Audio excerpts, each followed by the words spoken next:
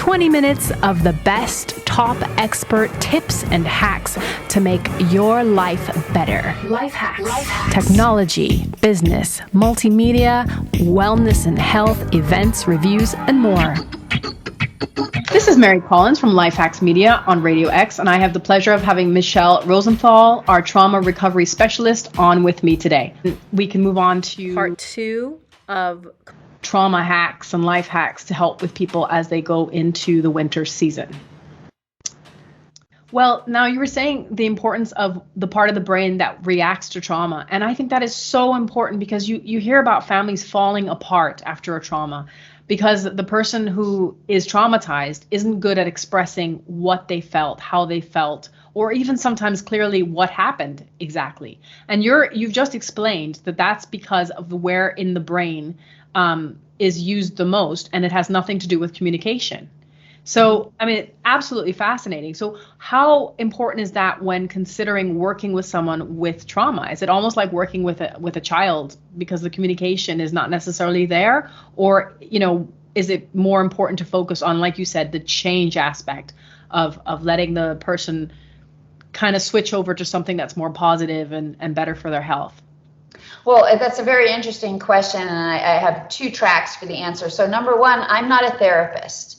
So a therapist might want to reconstruct everything because that's their model and how they approach it. They may talk about the past, they may want to talk about the present, they may want to talk about the future, and maybe language is important for their process. I don't approach things that way. So I won't speak to that. I think there's real value to that, but I won't speak to that side because what I find immensely valuable and what I found, I was in talk therapy for 5.5 years of my own PTSD journey. And I was markedly worse by the end of those 5.5 years.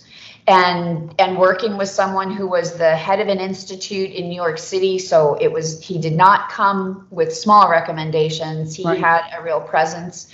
And so I trusted him and he was awesome. It's just that he didn't really know what to do with trauma and didn't recognize, what was really going on. So to me, I find the more interesting approach and what I really love is that I always give my clients an opportunity to tell their story.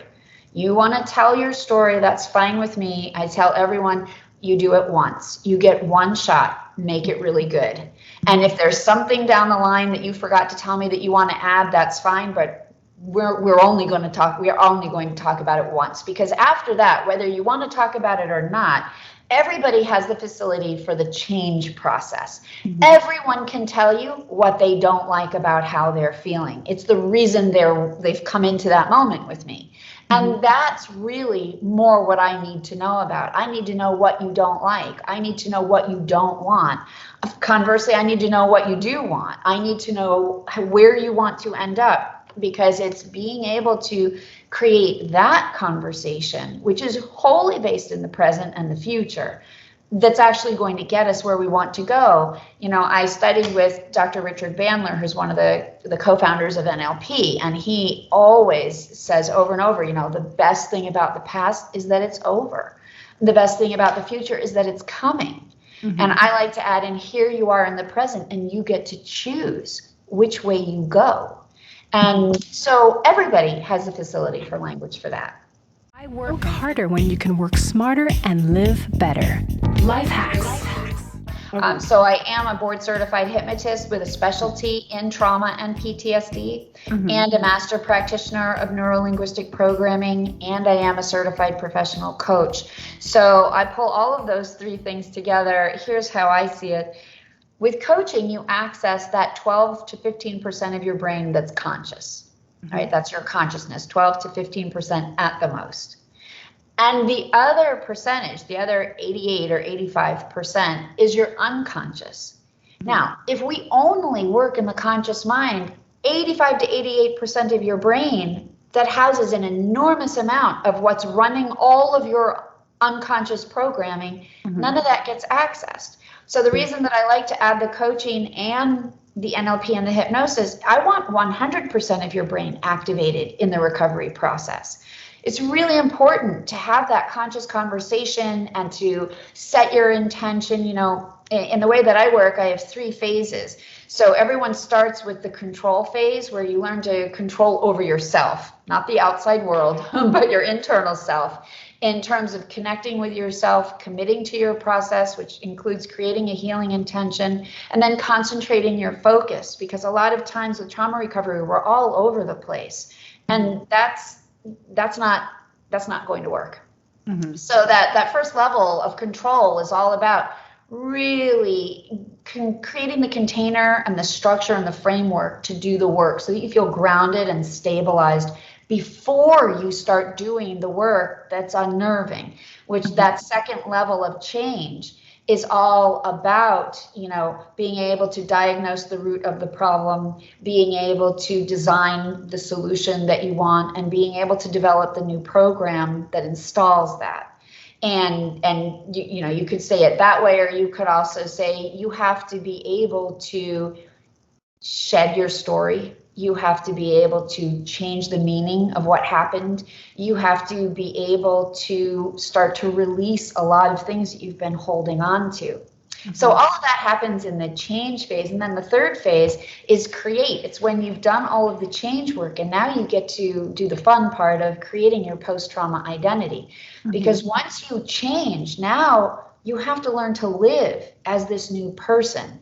And people don't talk about that as part of trauma recovery. But the reason that I like to operate as I do, which is answering your question, as a trauma recovery specialist, I'm not just dealing with how do you manage your symptoms, although I am teaching you how to better manage your symptoms. Mm-hmm. And I'm not just helping you create those changes that you want, although we are doing that on a very deep level. I'm also helping you move over that bridge of transition where you start to learn to live as the new self that you've created, which is oftentimes very uncomfortable and unnerving. I have clients who will say to me, it's like I've been living in black and white, now everything's in color and it's overwhelming. Oh. Yeah, it is. Because you think that just as effective online working with their client as it is working, person to person. Yeah, that's one of my favorite questions, because I'll tell you, when I first got trained in 2009, I came out of my training with Dr. Bandler, and I felt like I could do anything. And so my first client ended up being a woman who was in her 50s. She'd had PTSD since she was 2, and she was on 3 medications. She'd been working with a psychiatrist and a psychologist for years, and she was getting progressively worse. And they just kept telling her, you're just going to have to live like this. We'll just increase your medication. And she was suicidal. And She reached out to me because at the time I had founded this huge PTSD education website. I was doing that PTSD blogging that you referenced earlier. And she reached out just to tell me how much she loved the work I was doing and what a difference it was making. But she was done. She was going to end her existence. But she just wanted me to know she appreciated what I was doing. And I sent an email back and I said, not so fast. Let's just talk. Could I just talk to you for a minute? And we got on the phone. She's in California. I'm in Florida. And I said to her, look, I think you're making a decision that you could make later. Just give me an opportunity to help you, because I think, I get it. You've been in talk therapy. You're on these meds. They're not helping, but I think there might be another way. And I'd like to try if you're up for it. And she said to me, well, I can't pay you. I have no more money left. And I said, don't worry. You have no money. I've never had a client. Let's just see what happens. We'll just meet every Friday at 4:00 and see how it goes. And I worked with her completely pro bono for 18 months. And by the time we were done, she was off all meds, sleeping through the night. And I never, to this day, I have not seen her face, because she did not want to be on video. There was only Skype back then. Yeah. She didn't want to Skype. So we worked the whole time by phone. Wow. And here's the fun part.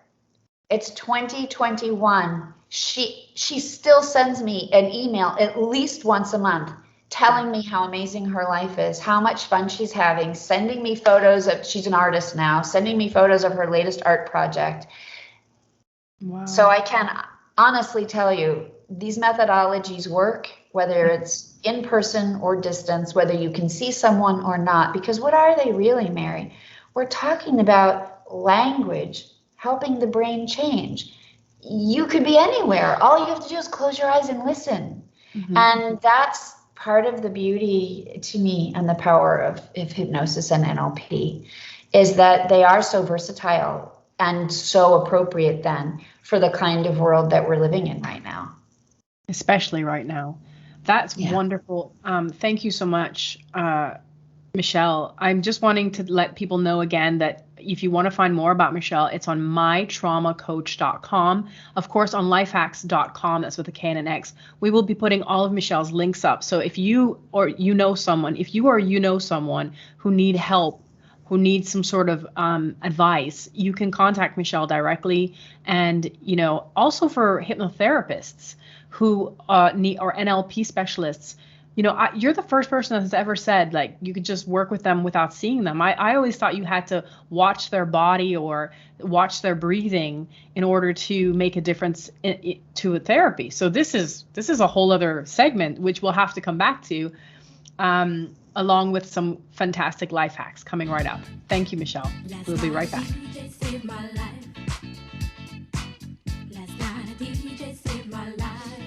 So our expert trauma recovery specialist, Michele Rosenthal, is going to give us 7 ways to hack your mental health during the holidays. Take it away, Michele.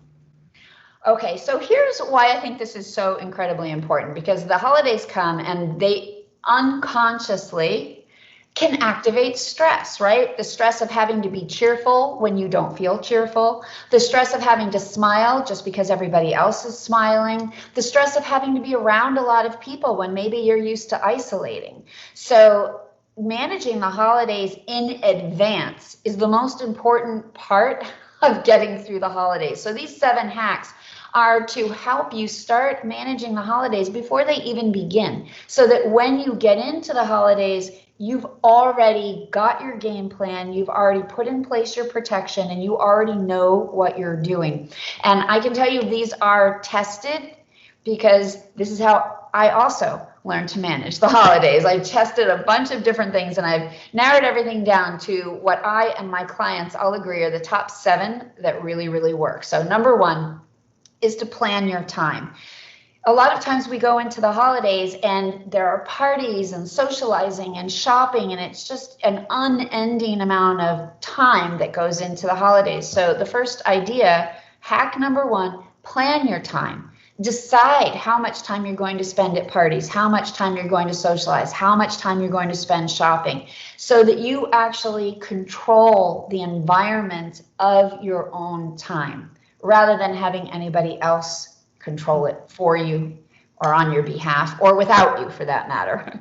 So hack number 1, plan your time. Hack number 2, check your boundaries, because a lot of times people will expect you to do things, or you may feel obligated to help or to see or to be seen.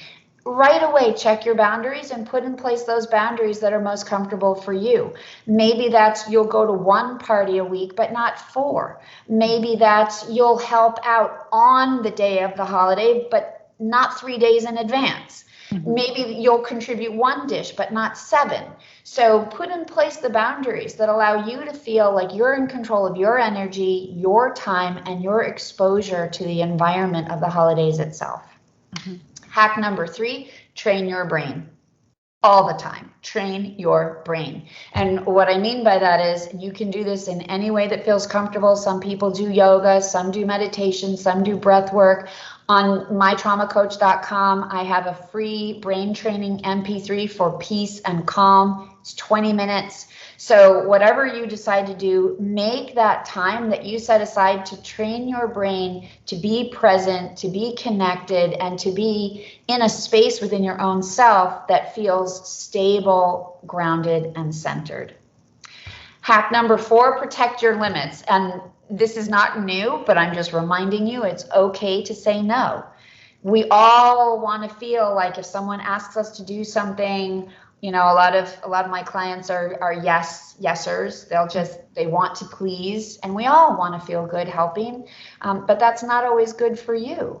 So it's to really protect your limits and to decide how you're going to engage and how you're not going to engage, and put these are different than boundaries, right? Boundaries are what you let in versus what you let out. Protecting your limits is more about your energy, what you're going to expend and what you're going to conserve. So it's important to look at these in both ways. And then hack number 5 is be intentional. So if you just wake up every day and you don't know which way the wind is going to blow you, you are always going to feel out of control and not good, frankly. And then bad things happen because symptoms get overblown because you haven't been managing.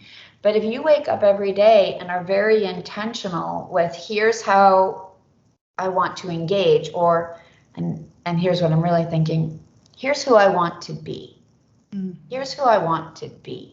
Because when you act from a place of identity, then you're really tapping deep into the truth of who you are. And when you live from that place, you're more in control of your mental, emotional, physical, and even spiritual experience. So be intentional.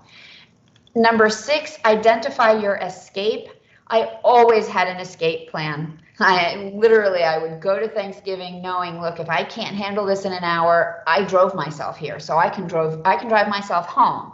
Yeah. So maybe you're not carpooling because you want to be able to come and go at your own pace. So plan your escape, even if that just means, wherever you are, you can take a walk around the block for 15 minutes. Plan out how you're going to relieve and reduce the stress that may come up in any moment. And then number 7, buddy up. There is no reason to go through the stress of the holidays alone. Millions of people feel stress at this time of year. So find a friend who resonates with that and understands that, either because of their own experience or because they really understand you. And tell them what you're doing with the first 6 hacks. And ask them to help you create that space and to hold you accountable for those and to help you. Whether it's brainstorming more ideas or running interference for you. My brother was often my buddy, and I would just say to him, look, if I give you the signal, you just have to say, Michele and I are going for a walk. Because sometimes I wouldn't be strong enough to say it myself, but I knew I could count on him to get me out. So there you are, 7 hacks. 1, plan your time. 2, check your boundaries. 3, train your brain. 4, protect your limits. 5, be intentional. 6, identify your escape. 7, buddy up. And I do have, Mary, if it's useful to anybody, I do have all of this in a one-sheet sort of cheat sheet. So if anybody wants it, you can just come to mytraumacoach.com/holiday hacks. All together, holiday hacks with an S. And then you can just have this and take it with you, print it out, go through the holidays totally in control of your experience rather than feeling out of control. Wonderful, Michele. And we will, of course, have your links on lifehakx.com. That's with a K and an X on Radio X. Thanks very much, Michele. Sounds great, Mary. Thank you. Happy holidays. Happy holidays. 20 minutes of the best top expert tips and hacks to make your life better. LifeHakx. Technology, business, multimedia, wellness and health, events, reviews, and more. LifeHakx.com. That's with a K and an X on Radio X.